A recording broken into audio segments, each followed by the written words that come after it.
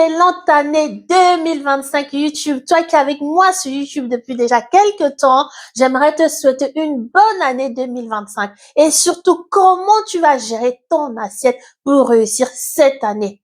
À tout de suite.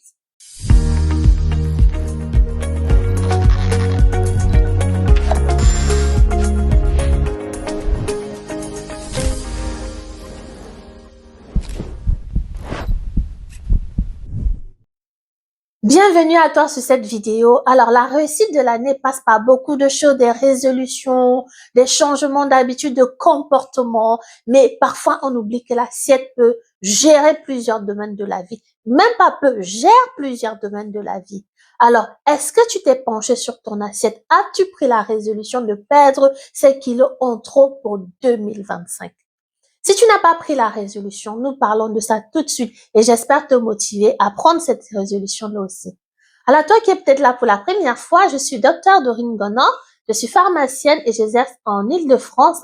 Je suis aussi coach certifié en nutrition et diététique et auteur des livres qui parlent de nutrition, des livres qui t'aident vraiment à changer ton alimentation, mais aussi à la maîtriser pour ton bien-être, surtout pour ta santé. Aujourd'hui, nous allons parler de quelques éléments, vraiment quelques éléments qui vont t'aider à avoir une meilleure année, une année réussite. Et parfois, j'ai pensé à plusieurs femmes lorsque j'ai voulu faire cette vidéo. Déjà, je vais te dire mes meilleurs vœux, ce que je te souhaite le plus en 2025, c'est vraiment d'être dans ta destinée, de faire ce pourquoi tu es venu sur Terre, en fait, ce travail-là que tu vas faire en étant épanoui. Et pour cela, tu ne peux pas négliger ton assiette. C'est très important parce que ton assiette change les opportunités que tu peux avoir. Ton assiette change ton poids, en fait. Et ce poids-là va t'amener ou éloigner un certain type de personnes. Alors, pour t'étayer dans cet argument-là que ton poids peut changer ta vie en 2025, je vais te raconter quelques petites histoires. J'ai eu affaire à plusieurs personnes, que ce soit dans le cadre de mon travail en tant que pharmacienne ou dans le cadre de mes accompagnements en tant que coach en nutrition et bien-être. J'ai eu affaire à plusieurs femmes, que ce soit même dans mon cadre familial et par ma propre histoire, c'est que l'excès de poids, en tout cas l'obésité, peut changer une vie, donc une année. Je vais commencer par mon histoire à moi-même déjà. Alors, j'étais cette femme-là qui était obèse, j'avais 20 kilos en plus. Je m'aimais, je n'avais pas cette sensation-là de ne pas quand même m'estimer.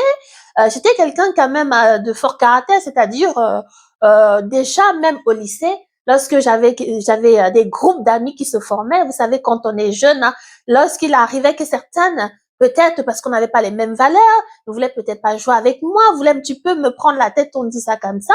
J'étais tellement de fort caractère que je dis c'est pas grave, je m'aime déjà assez que je n'ai pas besoin d'être avec toi.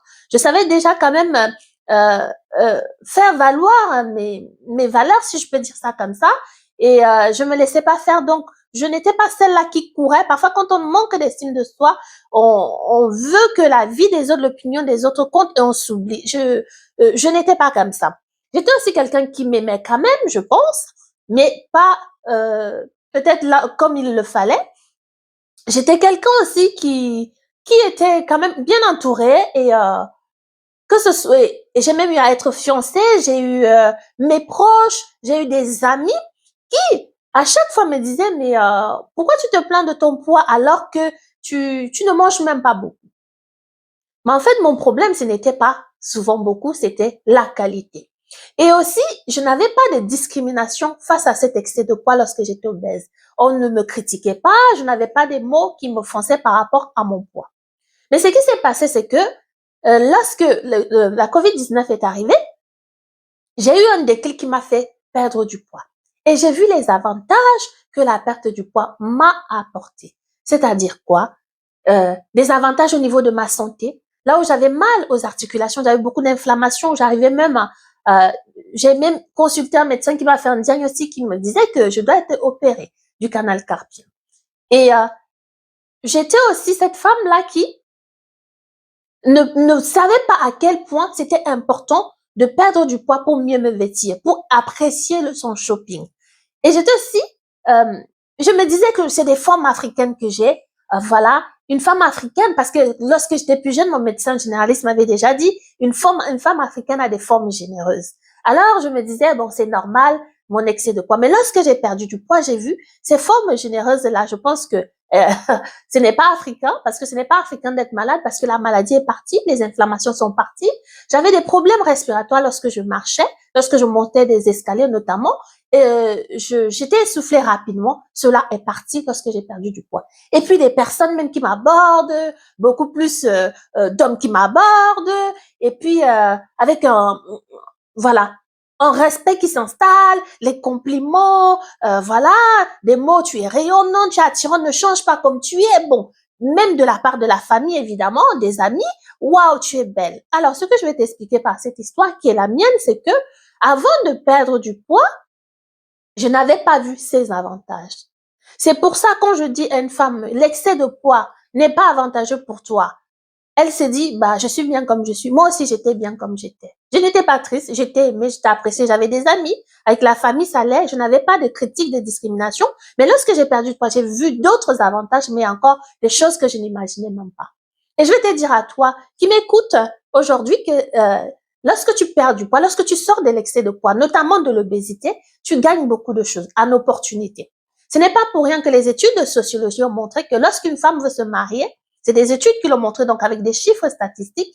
Lorsqu'elle est obèse, elle a beaucoup moins de chances de se marier avec un homme de catégorie socio-économique plus élevée qu'elle. Donc, un homme peut-être dans la société qui a un statut meilleur que le sien, si on peut dire ça. Une femme obèse ne se mariera pas, alors que si elle avait un poids normal, elle se marierait plus avec ce type d'homme. C'est les statistiques qui parlent. Autre chose, cette femme-là qui m'a dit, c'était une femme que j'avais comme voisine, voilà, il y a quelques années. Et elle était, lorsque j'étais obèse, elle était même plus que moi. Elle avait plus de 100 kilos. Et le médecin lui a fait un diagnostic, c'est qu'elle ne peut pas concevoir. Parce que physiologiquement, les paramètres montraient qu'elle ne pourra pas concevoir. Conclusion, lorsqu'elle a entendu ça, étant une femme qui voulait concevoir, elle a tout fait pour perdre du poids. Et lorsqu'elle a perdu du poids, elle a conçu. Et elle s'est sentie plus heureuse. C'est une femme aussi qui était non seulement discriminée, mais aussi qui avait des mots blessants que moi, je n'avais pas eu, par exemple. Des hommes qui lui disaient que si je te drague, c'est parce que je veux te rendre service. Oh! Donc, c'est des choses qui parfois sont tabous, ne sont pas dites, mais elles doivent être considérées quand même. Un autre profil, un monsieur qui, j'ai connu, ne pouvait pas faire du travail en présentiel parce qu'il est obèse. Il était contraint à travailler chez lui parce que il y avait la COVID-19, donc il était celui-là qui pouvait facilement contracter le virus vu son état. Il avait des comorbidités. Oui, parce que l'obésité donne des comorbidités, conduit à d'autres pathologies. On est plus fragile. C'est une personne fragile qui peut tomber plus malade ou avoir d'autres maladies. Alors ce monsieur, il s'est senti discriminé, contraint. Il a été même blessé parce que ce qui s'est passé, c'est qu'il a voulu perdre 25 kilos rapidement. Il a perdu énormément de kilos pour devenir comme tout le monde. Alors là, il s'est dit, donc je n'étais pas comme tout le monde. Parce que face à cette situation, je suis non seulement celui qu'on envoie faire du télétravail, même si je ne veux pas, je veux quand même avoir une vie sociale, et je suis aussi vraiment pointé du doigt. Donc, il a réalisé à quel point l'excès de poids, l'obésité, en l'occurrence, il était obèse, a changé sa conception des choses, a changé son vécu. Une autre histoire, les histoires sont nombreuses, comme je vous dis, dans mon exercice professionnel, dans le coaching, elles sont nombreuses. Et peut-être toi qui m'écoutes, tu vis la même chose, mais laisse-toi te dire, tu n'es pas la seule. Nombreuses sont les femmes qui vivent ces situations que je te raconte. Une autre qui me dit, dans mon couple, ça ne va plus, j'ai l'impression que mon mari ne me regarde plus, voilà, il me donne plus les mots valorisants, je ne suis plus attirante. Oui, même si le mari se comporte comme s'il se comportait avant, la femme en elle-même peut même aussi avoir perdu l'estime d'elle-même, son assurance, perdre confiance en elle-même. Elle se dit non, j'ai moins de chance. Voilà, mon mari peut peut-être aller, peut me tromper parce que je suis devenue, voilà, elle ne, peut-être une femme, on dira que elle connaît pas sa valeur, on pourra dire beaucoup de choses, mais toujours en est-il que l'excès de poids est venu chambouler quelque chose dans sa vie, dans son cœur et dans la façon la façon dans laquelle son couple était géré. Elle avait moins de compliments. Donc, dans les relationnels, dans une famille, dans un couple, ça peut jouer. Je pense également à cette femme-là qui ne pouvait même plus aller à la piscine et jouer avec ses enfants parce que physiquement, elle pouvait pas. Elle ne pouvait pas se regarder dans un miroir. Elle ne s'aimait plus. Elle me dit, je m'interdis de faire certaines activités avec mes enfants. Donc, l'excès de poids va empiéter aussi la vie familiale. Pourquoi je te raconte ces histoires? C'est pour te dire que l'excès de poids va empiéter dans la vie familiale, relationnelle, les opportunités, le travail. Même un poste à responsabilité te sera refusé indirectement parce que ton poids, parce que les relations avec les entreprises externes font que tu n'es pas la personne qu'il faut mettre en vitrine. Et c'est des choses qui ne sont pas parfois dites, mais elles sont là. Ça va aussi être la vie de famille, le travail, l'énergie, la productivité. Donc, si tu veux réussir ton année 2025, pense à sortir de l'excès de poids. Ces kilos en trop, là. Lorsque tu perds déjà même 2 kilos, il y a une différence. 3 kilos, 4 kilos, il y a une différence. Parce que même, tu peux voir la différence au niveau de tes vêtements. Certaines femmes que j'ai en coaching ou notamment avec des challenges que je fais, c'est des femmes qui, après avoir perdu 3 kilos déjà, elles rentrent dans un vêtement qu'elles aimaient, qu'elles appréciaient et elles ne pouvaient plus le mettre. Donc, tu veux réussir ton année, sois dans une conception que si je suis obèse, si je suis en excès de poids, si je vais perdre ces kilos-là, c'est maintenant. C'est tout de suite, je ne vais pas procrastiner. C'est très important. C'est vital pour la réussite de mon année 2025. Maintenant, comment tu vas faire? Je vais te donner 3 clés. Il faut ça absolument, tu verras. Il faut avoir une assiette à forte densité nutritionnelle. Ça veut dire que lorsque tu manges de tous ces aliments. Ça peut être beaucoup, je peux t'en citer, mais il y en a tellement qui t'apportent des vitamines et des minéraux parce que ton corps en a besoin. Ton corps a besoin du magnésium pour lutter contre le stress, affronter la journée, de la vitamine B6. Ne te rue pas à aller prendre un complément alimentaire parce que ton assiette déjà, c'est ce que tu fais tous les jours. D'accord? Tu as besoin de consommer des fruits qui vont t'apporter des antioxydants, la vitamine C, pour lutter contre le stress oxydatif, pardon, du kiwi, des oranges, tout ce que tu peux prendre qui vont t'apporter, par exemple, la vitamine C. Et cette vitamine va aussi aider à la production d'énergie quand même dans ton corps. C'est un antioxydant. Tu auras besoin, par exemple, s'il fait froid là où tu es, si tu es en hiver, en fonction d'où tu es, peut-être il fait froid, tu veux renforcer tes défenses immunitaires, tu auras besoin de zinc, ça se prend dans l'alimentation. Tu as besoin du poisson gras, des bonnes huiles, de tout ce qui peut t'apporter des oméga 3 pour ton bon fonctionnement au niveau du système. Voilà, pour ta concentration par exemple, pour ta mémoire, pour même lutter contre les inflammations, tu as besoin d'oméga 3. Donc ton assiette est à gérer. Et cela, tu trouves cela dans les aliments à forte densité nutritionnelle, dans les aliments qui sont là pour te nourrir, t'apporter des vitamines et des minéraux, pas pour t'apporter des calories. Et à l'opposé, tu vas diminuer tous les aliments dans ton assiette qui sont à forte densité calorique, qui vont t'apporter du mauvais gras, des calories, par exemple du pain blanc, des chips, ça peut être du mauvais chocolat, ça peut être les aliments ultra transformés. Ces aliments-là ne vont t'apporter que des calories. On appelle les aliments à calories vides. Je te rappelle qu'un gramme de lipides, c'est quand même 9 kilocalories. Et si, par exemple, tu fais partie de ces personnes qui consomment l'alcool, un gramme d'alcool, c'est 7 kilocalories. Donc, doucement avec ça aussi. Et troisième chose, tu vas absolument penser à consommer les aliments qui ont un faible index glycémique. Pour faire bref, comme j'ai dit sur cette chaîne, tout le monde doit avoir accès à l'information. Il y a des aliments qui augmentent rapidement du sucre dans ton sang, c'est ça qu'on appelle les aliments à fort index glycémique. Donc, par exemple, lorsque tu manges du pain blanc, c'est pas comme si tu manges du pain complet, alors que les deux, c'est des pains, c'est des glucides, tu vois. On parle d'index glycémique quand il s'agit de glucides, d'aliments sucrés, si tu veux. Et les glucides complexes vont apporter du sucre lentement dans ton corps.